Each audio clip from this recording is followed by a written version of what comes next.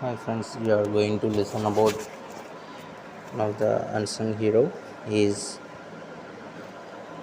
Rash Bose.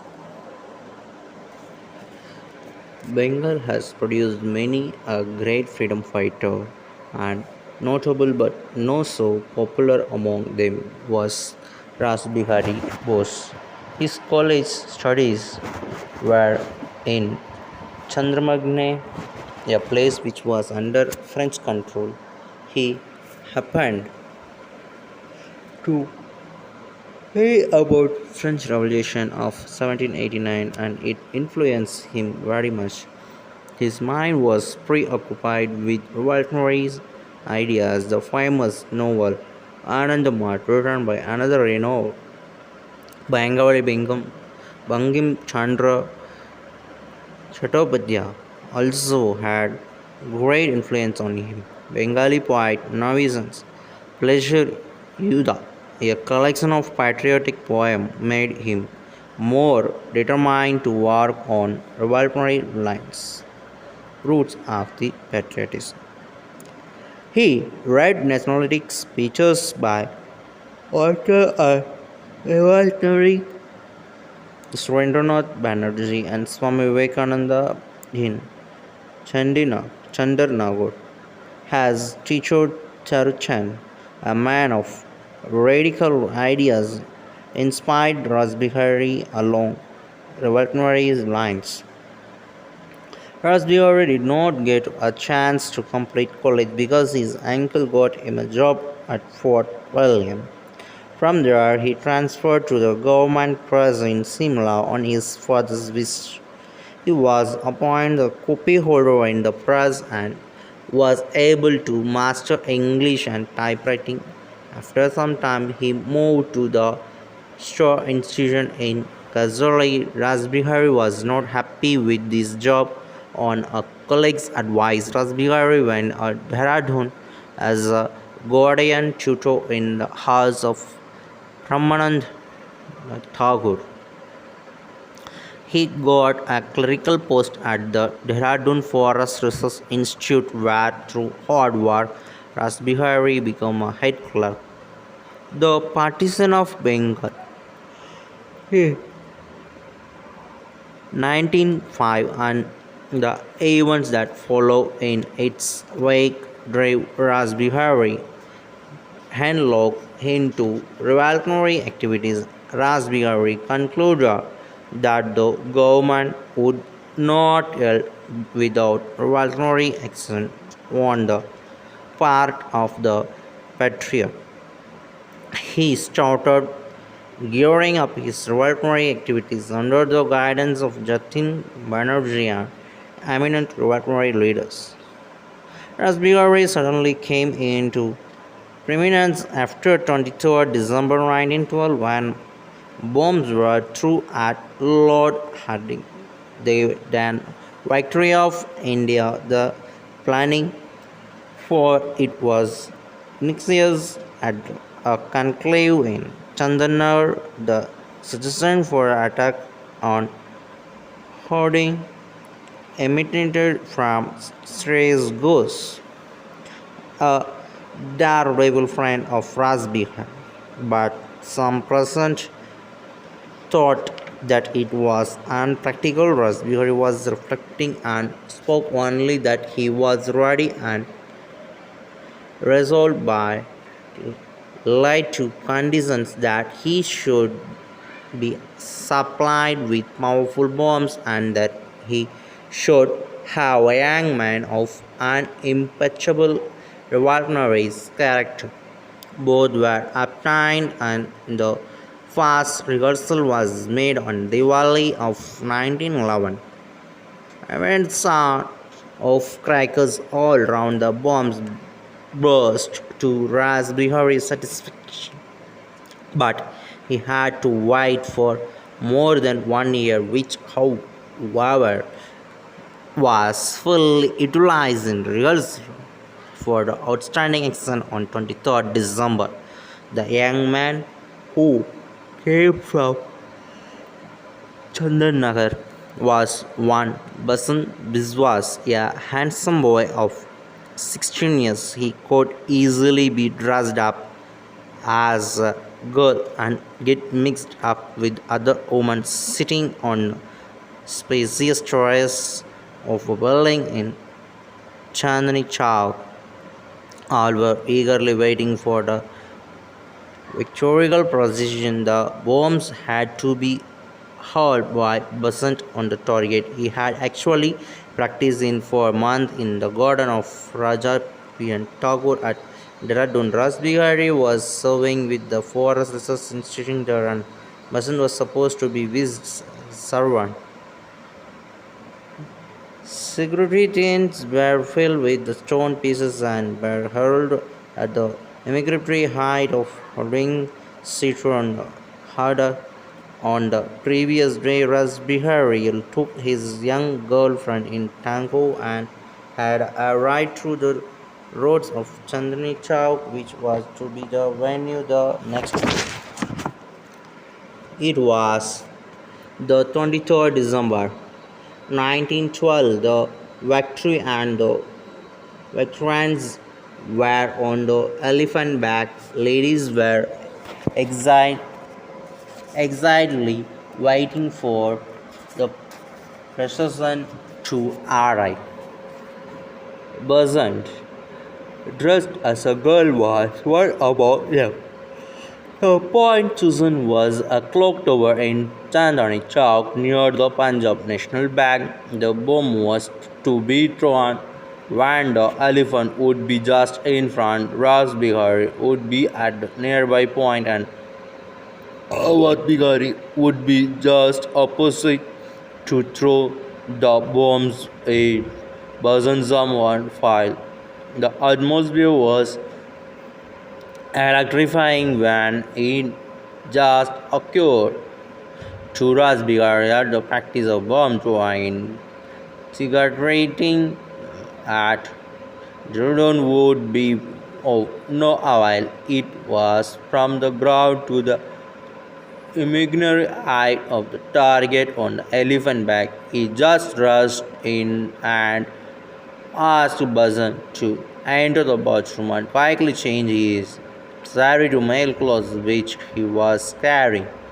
There came out a handsome boy in place of a beautiful girl in the all-round excitement of the moment. None noticed the sartorial changes of sex of the boy from Bengal. He came down and got mixed up with the crowd on the footpath. But the bombs were not thrown by him, but probably by what we heard. The victory was seriously injured and was taken to the famous Dr. A.C. Sen nearby. Awad Bihari was later hanged, but Rasbihari could not be touched. He returned to Dehradun by the night train and joined the next day. I thought nothing has happened.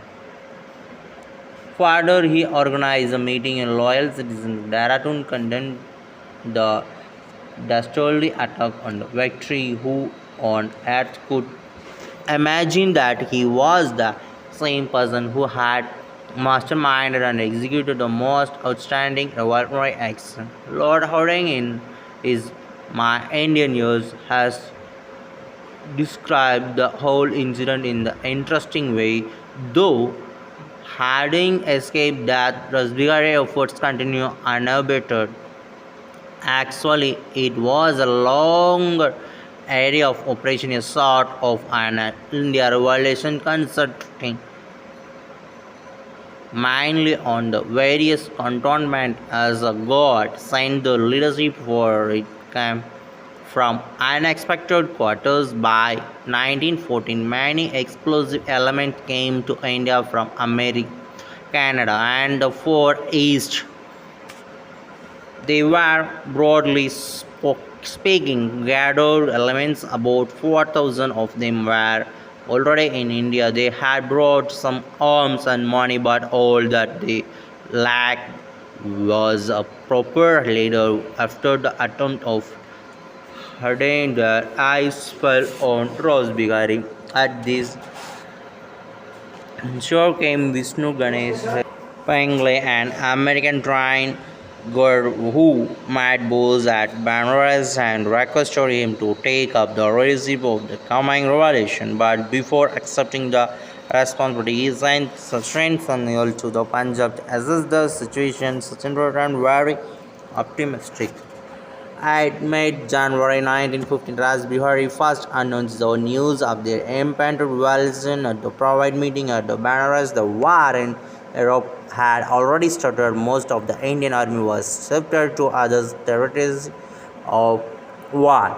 Of the 30,000 men left at home, most were Indians whose loyalty could be won very easily. In this context, Rash was considered the only leader, particularly after the heroic Harding episode. Various persons were placed on duty at various places. Men were signed for and wired to propagate the message at the forthcoming revelation. Trusted had tried their rights were sent to some cantonment to infiltrate into the army. Raspberry was both the brain and brawn of the coming revolution. Not only was he capable of cooling and clear thinking, also had indefatigable energy to organize a revolution of its magnitude, moving from place to place, always had to wait the ever alert police in his pursuit. He even organized a few rehearsals at Cairo, Firozpur, and Lahore. February 21, 1915 was the date on which the signal of revolution would be given. At the very outbreak, British officers would be rounded up and police outposts occupied. When it would spread to the frontier province, the tribal would come to the cities and capture the government establishment. Raspberry personally would move from one cantonment to another in the dress of an army officer, but on February 15, Kripal Singh, a soldier also knew record the Revolutionary Party was seen suspiciously moving about the Lahore station. Contrary to the instruction, he was to have been a man with the message from Raspberry to the troops.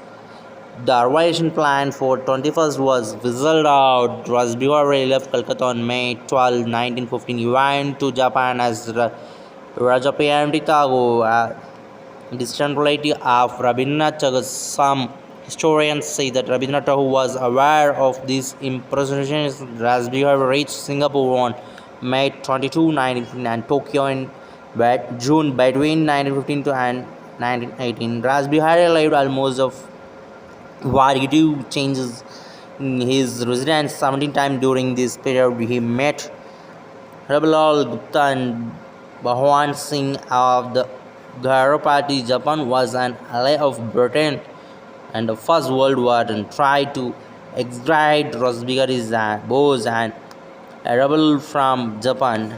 Rabilal escaped to USA and Bigari ended his hide and seek by becoming a Japanese citizen. He married Toshiko, daughter of Sumo family, who were sympathetic towards Raspberry efforts. The couple had two children, a boy, Masarai, and girl, Tetaku. Tosaka died in March 1928 at the age 28. Raspberry learned Japanese and became a journalist and writer. He took part in many cultural activities and wrote many books in Japanese explaining India's viewpoints. It was due to Raspberry effort that conference was held in Tokyo from March 28 to 30, 1942 for discussing and political issues. Following conference held in Tokyo on 28 March 1942, it was decided to establish the Indian Independence League. After a few days, it was decided to make Subhash Chandra Bose as president. The Indian prisoners that were captured by the Japanese in Malaysia and Burma were encouraged to join in Indian Independence League and the Indian National Army. It was a effort of Rash Bose along with Captain Mohan Singh and Sardar Pratam Singh, due to which Indian National Army came into existence of September 1st, 1942. It was also known as the Azad Hind Fauji, dubbed in honor of the Japanese government. This is very notable for us. It was on 21st January 1945, the Rash Bigari Bose died in Tokyo before the end of the World War II. The Japanese government honored him with the highest title given to the foreigner, the Second Order of Merit, the Rising Sun. But the honor done by Emperor of Japan is more touching. The imperial coach was sent to carry the dead body of the Indian returned military, but we in independent we have failed even to get essence of the great after come to the motherland. It is like that. So many people fight for India, our country. Some more went at places and they support as they